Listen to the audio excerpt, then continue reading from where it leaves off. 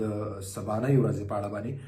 سبا چې کوم د ملګرو فت ناسیونال دی، یعنی د دوی ملي ورځ ده. دې ته باستیل ډے هم ویل کیږي یا نیشنل ډے هم ورته ویل کیږي په انګلیسي کې، او دا د دوی ملي ورځ ده. په دې ورځ باندې څه شوي وو، د دې تاریخي پس منظر څه دی ملګرو. بعضې ملګرو ته کېدای شي دا معلومات دي چې د فرانس انقلاب د دنیا یو ډېر ستر او ډېر یو لوی انقلاب تیر شوی دی، او بیا خاص کر په دغه انقلاب کې د فرانس په انقلاب کې د باستیل چې کومه دغه واقعه ده پیښه شوې ده په دغه 14 د جولای، دا ډېره یو مهم رول لري، ډېره غټه ده. نو دې دپاره دې ته باستیل ډے هم ویل کېږي.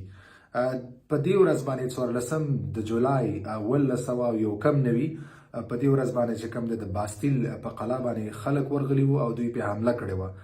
د باستیل قلعه چې کوم دی دا یو د دې په اړه به زه لږ یو څو خبرې تاول وکړم. باستیل دا یو ډېره تاریخي قلعه ده. دا د فرانس په انقلاب کې، د فرانس په تاریخ کې ډېر یو او په جنګونو کې یو مهم رول لري. فرانسه کې چې کوم داخلي کوم مشکلات، کوم جنجالونه راغلي، په دې کې یو مهم رول لري. د باستیل دا قلعه چې کوم ده دا یو جیل و په هغه وخت کې، یعنې مابس و. په دې کې به یې بندیان ساتل. هغه وخت چې کوم حاکمانو نو هغه به دې کې بندیان ساتل او دې نه یو جیل جوړ کړی و، یعنې مابس یې جوړ کړی و.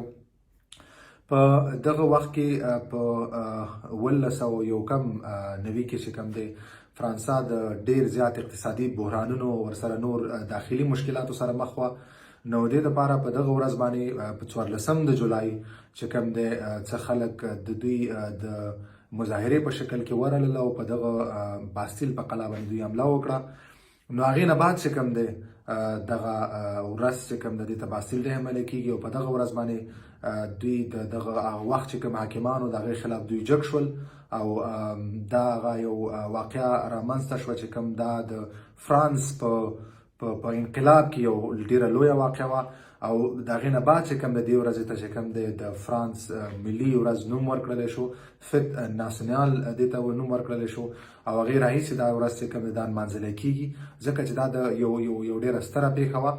په دغه پیښه کې د فرانس په تاریخ کې دا یو ستره یو ډېره لویه پیښه وه، او په دغه کې چې کوم دی خلک راجګ شو. دوی په د باستیل په قلعه چې کوم دوی حمله وکړله، هغه وخت چې کوم دا مابس و، دغه کې چې کوم زندانیان وو، نو دوی په حمله وکړه، هغه هم خلاص کړه. او د هغې نه بعد چې کوم دی بیا د ریاست چې کوم دلته و، هغه وخت کې چې کوم حاکمانو د هغې خلاف خلک راجګ شو.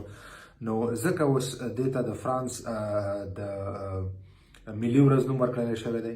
هغې نه بعد دغه ورځ اوس نمانځلی کېږي. په دې نمانځلو کې د ټول نه غټ چې کوم پروګرام کېږي هغه د دوی پوځي پریډ دی، ملیټري پریډ چې کوم دی شانزلیزه کې کېږي. هغه هر کال هلته کېږي. د 1913 نه مخکې به دا په مختلفو نورو ځایونو کې کېدو دلته پاریس کې، خو د 1913 نه بعد چې کوم دی دا هر ځلې په شانزلیزه کې کېږي. دا په اروپا په سطح باندې دا ټول نه غټ د پوځي پریډ دی چې دا کېږي. او دې نه علاوه کنسرټونه کېږي دلته په ټوله فرانسه کې د خوشحالۍ نمانځلی کېږي، کنسرټونه کېږي، دغه ملي دغه پوځي پریډ کېږي، او دغه ورځ باندې مکمل په ټوله فرانسه کې عمومي رخصتي. د فرانس نه علاوه چې کوم دی دا ورځ په امریکا کې، په انګلستان کې، په هندوستان کې، په اروپایي ملکونو کې، په ډېرو ملکونو کې، په کاناډا کې دغه ورځ نمانځلی کېږي د باستیل ډے په نوم باندې. نو دا ډېره یو ستره یو واقعه وه چې پیښه شوې وه د فرانس په تاریخ کې. او د دې نه بعد چې کوم دی ډېر یعنې نوي قانونونه جوړ شوي وو، قانون سازي شوې وه. دې نه بعد چې کوم دی دلته د خلکو دپاره چې کوم دی دوی ته نور حقونه ورکړلی شوي وو. او په دغه واقعې نه بعد چې کوم دی د ریاست چې کوم هغه واقعا د دې ځای چې کوم حاکمانو کوم ناانصافۍ کولې، کوم یا هغه یو ظلمونه کېدل په یو سطح باندې، نو هغه ودرول شو. او هغې نه بعد چې کوم د نوې قانون سازي وشوه د دغې واقعې نه بعد.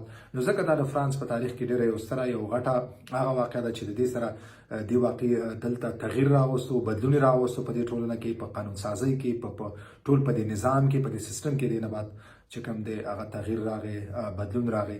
نو ځکه دا یو ملي ورځ په ډول منځلې کیږي او یو عمومي رخصتي په دې ورځ باندې او دې ته د دوی ملي ورځ نېشنل ډے یا باستیل ډے هم ویل کیږي په انګلیسي کې یا فت ناسیونال ورته ویل کیږي په فرانسوي کې. نو سبا چې کوم دی بل دین علاوه لکه مخکې چې ما ویل چې په دې ورځ باندې به دوی د پوځي پریډ کیږي د سره به کانسرټونه هلته کیږي بل چې کوم دی آتشبازي کیږي خاص کر په ایفل ټاور کې چې تر څو دوی دا ورځ ونمانځي. نو دا د دوی هغه نمانځلو ډولونه دي په دې ورځ باندې.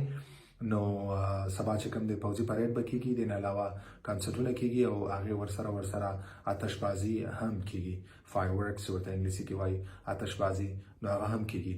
نو دغه لږ څه معلومات ما غوښتل چې تاسو سره شریک کم دې په اړه باندې ډېر زیات نور معلومات هم دي خو دا ویډیو بیا ډېره غټېږي.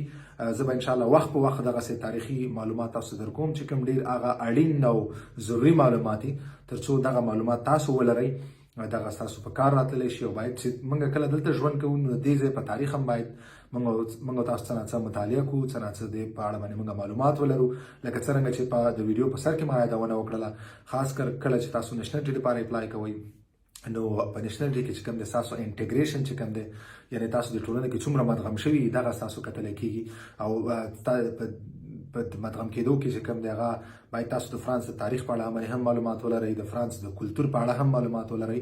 نو دغسې به زه انشاءالله دې نه بعد کله ویډیوګانې د فرانس د تاریخ په اړه هم جوړوم څه نه څه معلومات به تاسو در کوم چې تر څو تاسو دغسې معلومات ولرئ. خاص کر دې نه بعد چې هر کله رخصتي راځي هغه عمومي رخصتیانې چې کوم دلته کېږي نمانځلې کېږي زه به هغې په اړه باندې تاسو ته ویډیوګانې جوړوم او د هغې تاریخي پس منظر په اړه به هم تاسو ته معلومات در کوم. نو همدومره معلومات ملګرو تر بله ویډیو پورې په الله سپارم په مخه